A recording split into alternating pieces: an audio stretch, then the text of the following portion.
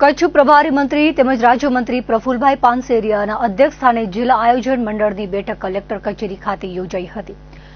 પ્રભારી મંત્રીએ બાકી કામો તથા નવા આયોજનના કામોને સમય મર્યાદામાં ગુણવત્તાયુક્ત કામ કરવા તાકીદ કરી હતી।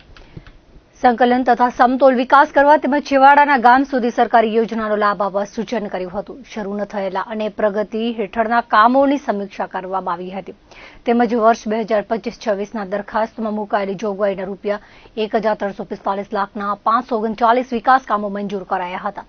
ગુજરાત રાજ્ય સામાન્ય વહીવટ વિભાગ ગાંધીનગર તરફથી ફાળવવામાં આવી છે।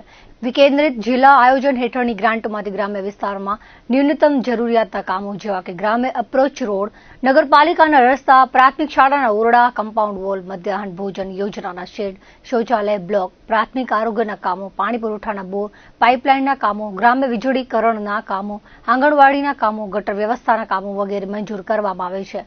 ઉપરાંત વનીકરણ, ખેતી વિકાસ, ભૂમિ સંરક્ષણ, પશુપાલન, દવાખાનાના કામો તેમજ અન્ય સ્થાનિક વિકાસના કામો મંજૂર કરવામાં આવ્યા છે। કામો બાબતે સાંસદ વિનોદભાઈ ચાવડા, જિલ્લા પંચાયત પ્રમુખ જનકસિંહ જાડેજા, ધારાસભ્યો કેશુભાઈ પટેલ, વિરેન્દ્રસિંહ જાડેજા, માલતીબેન મહેશ્વરી, પ્રેદુમનસિંહ જાડેજા, ત્રિકમભાઈ છાંગા, નગરપાલિકાના પ્રમુખ, તાલુકા પંચાયત પ્રમુખો, જિલ્લા પંચાયત સામાજિક ન્યાય સમિતિના ચેરમેન કુંવરબેન મહેશ્વરી અને અગ્રણી જનપ્રતિનિધિઓએ મંજૂર થયેલા કામો નિયત સમય મર્યાદામાં પૂર્ણ કરવા રજૂઆતો કરી હતી।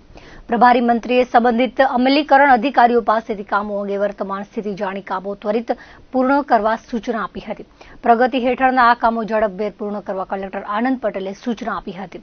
વિકાસ કામો અંગે આયોજન અધિકારી જે.સી. રાવલે વિસ્તૃત માહિતી રજૂ કરી હતી, જે પૈકી 15% વિવેકાધીન તેમજ 5% પ્રોત્સાહકો હેઠળ ગ્રાન્ટ માટે જિલ્લાની તમામ તાલુકા આયોજન સમિતિઓ દ્વારા દરખાસ્તો રજૂ થયેલ હતી।